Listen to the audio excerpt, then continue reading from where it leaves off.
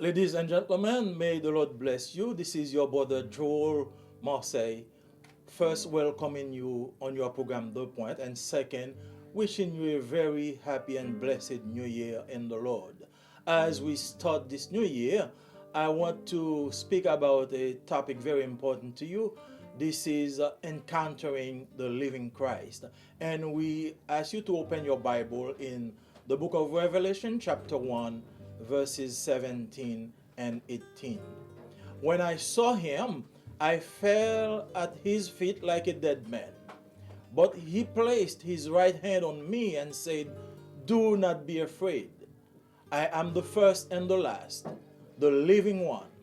I was dead, and behold, now I am alive forever and ever, and I hold the keys of death and of Hades."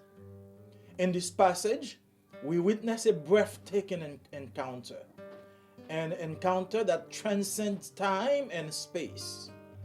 John, the youngest and the last apostle, found himself in the very presence of Jesus Christ, the Alpha and the Omega, the beginning and the end. As we delve into these verses, we'll uncover the depth of this encounter and the profound truths it holds for our lives today. This wonderful encounter happened way after Jesus died and left this earth to be at the right hand of his Father. The church and the apostle faced terrible persecution to the point that all of them were executed for their faith and their decision not to deny their Savior. John, the last apostle of Jesus Christ, was exiled to the island of Patmos because of the Word of God.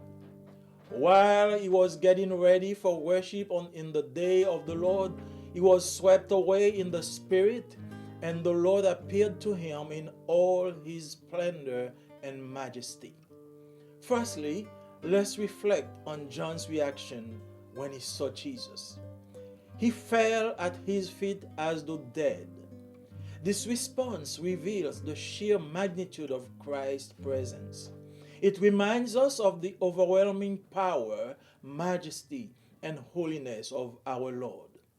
Even as believers, we may find ourselves struck by his glory. On the Mount of Transfiguration, John had a glance of the glorious Lord accompanied by Moses and Elijah. But here in Revelation 1, the Holy Spirit presented Jesus in his perfect glory, which corresponds exactly to his description as the eternal sovereign, the King of kings, and the Lord of lords. Yet, in the midst of this overwhelming sight, Jesus speaks words of reassurance. Do not be afraid. These words echo through the ages, reaching out to us in our moments of fear and uncertainty. They remind us that in Christ there is no need to fear. He is our refuge and strength, a constant presence in our lives. Then Jesus declares, "I am the first and the last. I am the living one. I was dead, and now, look, I am alive forever and ever." These words hold the essence of our faith. Jesus is not a distant historical figure. He is alive and reigns eternally. His victory over death gives us hope and assurance of eternal life. Moreover, he holds the keys of death and Hades. In a world where mortality and the fear of the unknown loom large, Christ holds authority over life and death. This truth invites us to surrender our fears, doubt, and uncertainties to the one who holds ultimate power. Christ appeared to John as someone with unquestionable and undisputed authority, just to reassure us that our victory is already won. Who else can speak with such assurance and authority? Buddha, Confucius? Mohammed? No one but Jesus Christ, the only Son of God. What does it mean? What does this mean for us today? It means that in Christ we find solace amidst chaos, strength in our weakness, and hope in despair. It means that even in the face of death, we have the promise of eternal life through our Savior.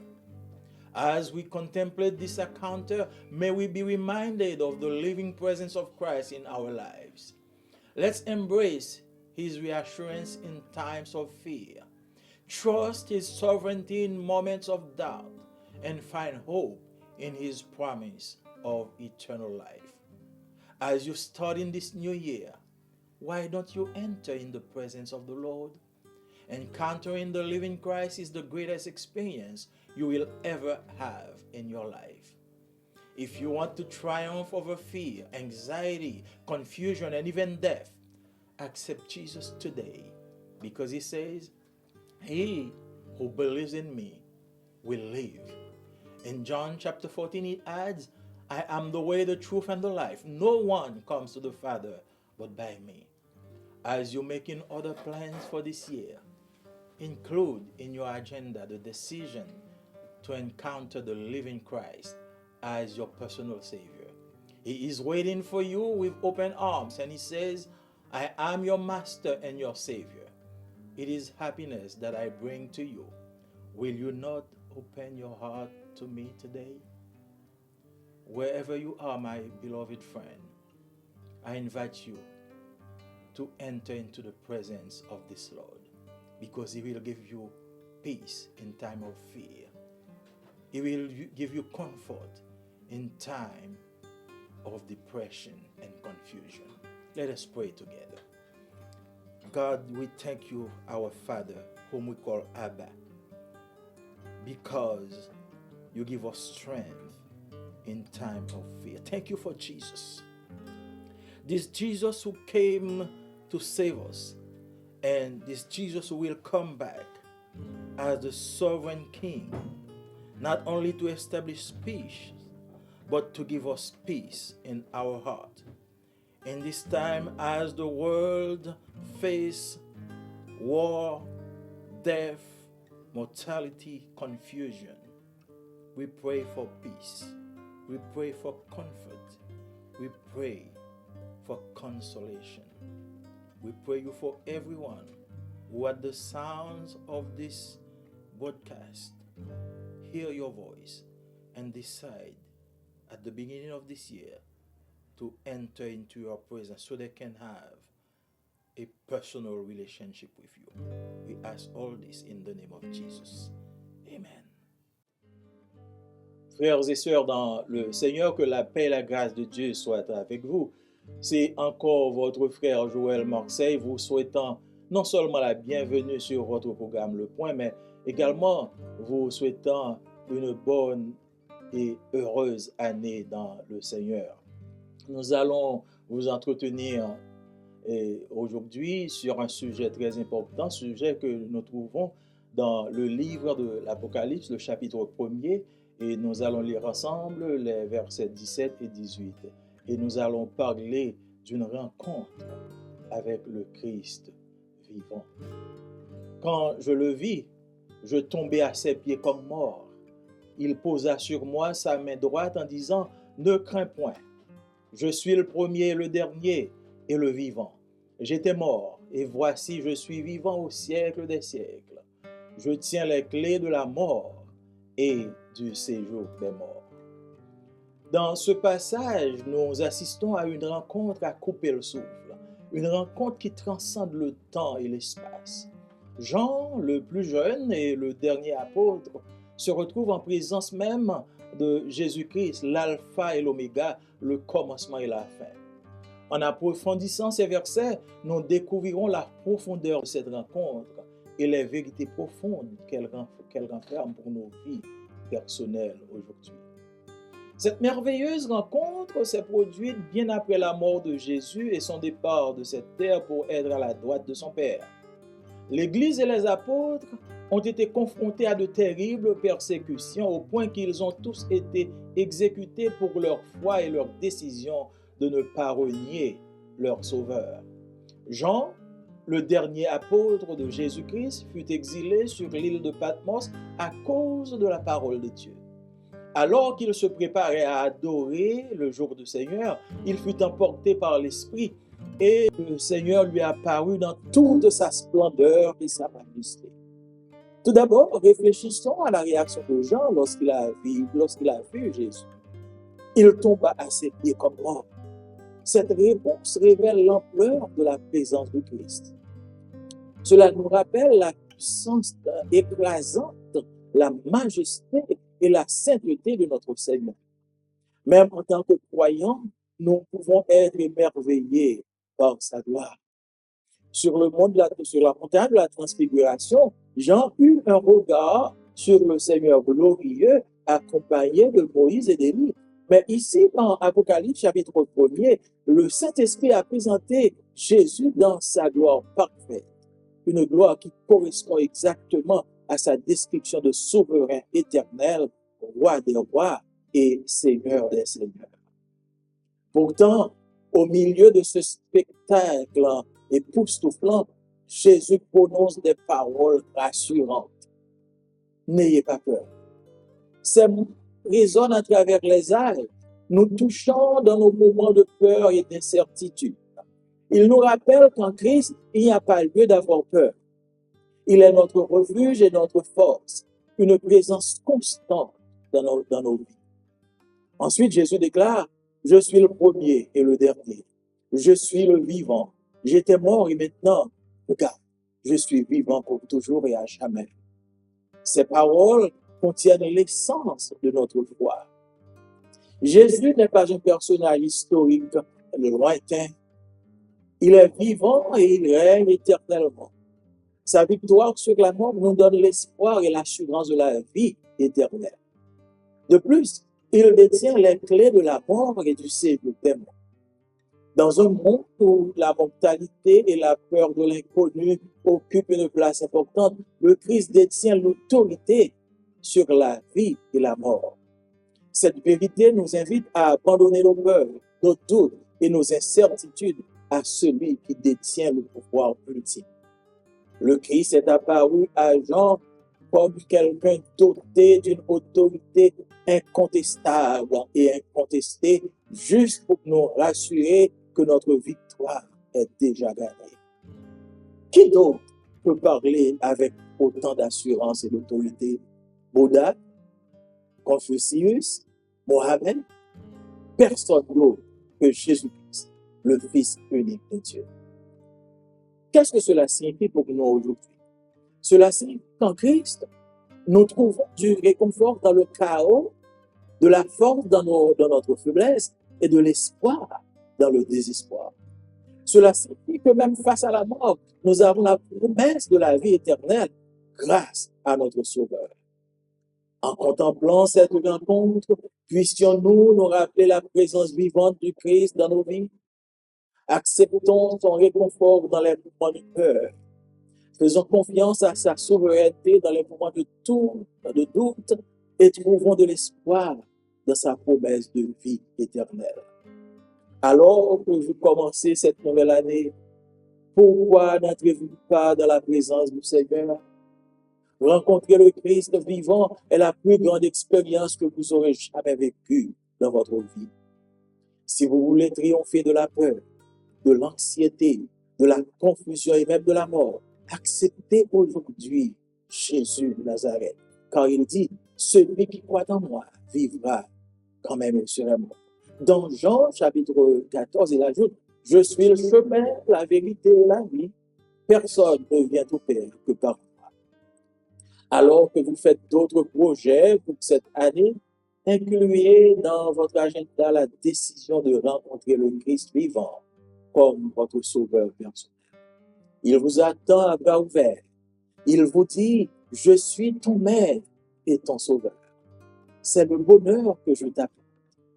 Ne veux-tu pas m'ouvrir ton cœur?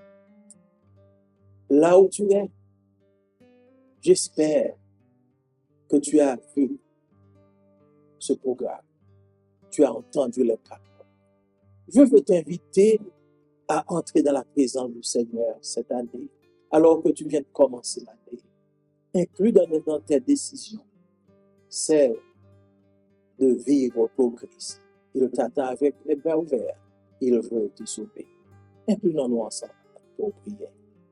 Dieu de toute grâce et de toute bonté, nous te disons merci pour Jésus-Christ. Celui qui vient comme un bébé donner sa vie et qui reviendra comme le roi triomphant pour juger. Cependant, entrer dans sa présence nous donne la vie. Entrer dans sa présence nous donne la paix. Le rencontrer nous enveloppe d'une atmosphère de joie, de certitude et de bonheur.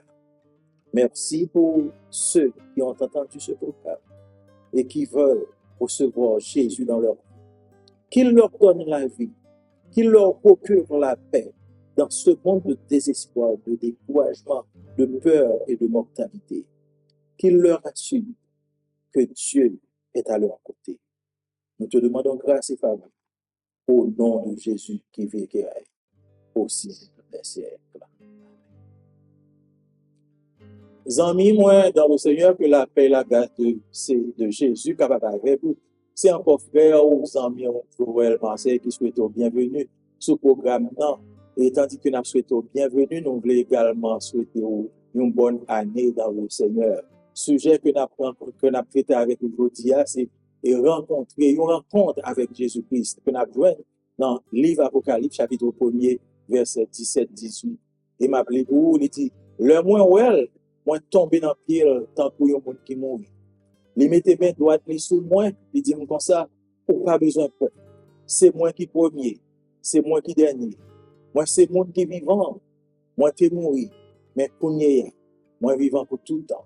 Moi j'ai pouvoir sur la mort et sur pays côté la mort à régner. Dans le passage ça, nous assistons à une rencontre qui fait nous réellement étonner, une rencontre qui dépasse le temps, qui dépasse l'espace. Jean, qui c'est dernier, qui c'est plus jeune, et encore le dernier apôtre qui t'a vécu, il trouvait dans la présence même de Jésus. Ça qui alpha, qui oméga, qui commencement, qui fin. Lorsque nous approfondissons verset ça, nous allons découvrir profondeur, rencontre ça, et vérité profonde que le gars là-dedans pour la vie nous dit. Belle rencontre ça, il est arrivé juste après la mort de Jésus et son départ pour le ciel, côté que il a régné à la droite de son Père. L'Église, avec l'apôtre, a fait face à de terribles persécutions, au point que presque toute la dedans a été mouru pour foi et pour décision pour patrouiller le Seigneur. Jean, dernier apôtre Jésus-Christ qui était été voué en exil, son nom l'île, était l'île de Patmos à cause de la parole de Dieu. Tandis que Jean a préparé pour l'adorer le Seigneur, le jour du Seigneur, il était transporté par l'Esprit et le Seigneur glorifié était paraître sur lui-même dans toute sa splendeur, dans toute sa majesté. Tout d'abord, on réfléchit sur la réaction de Jean lorsqu'il est tombé, lorsqu'il fait face à Jésus. Il est tombé dans le pied quand le monde qui mourit. Et réponse, ça a révélé l'ampleur de la présence de Christ. Ça rappelait nous la puissance écrasante, majesté et sainteté qui enveloppait Seigneur. Même en tant que croyants, nous tous nous émerveillés lorsque nous campions en présence. Sur la montagne de la transfiguration, Jean était un regard sur le Seigneur glorieux qui était accompagné de Moïse et d'Élie. Mais ici, dans l'Apocalypse, chapitre 1er, le Saint-Esprit présentait Jésus dans une gloire parfaite. Une gloire qui correspond exactement à sa description de souverain éternel, roi des rois et seigneur des seigneurs. Pourtant, au milieu de tout spectacle et tout ça, Jésus prononçait des paroles rassurantes. Il dit, Jean, ou pas besoin. Moi, ça a résonné à travers le temps et l'espace. Il a touché nous aujourd'hui dans un moment de peur, nous, et dans un moment de certitude. Moi, ça a rappelé qu'en Jésus-Christ, nous n'avons pas de raison pour peur. Il s'est refuge de ses forces. Il s'est en présence constante dans la vie. Ensuite, Jésus déclarait, il dit, moi c'est premier et c'est dernier. Moi c'est celui-là qui vivant.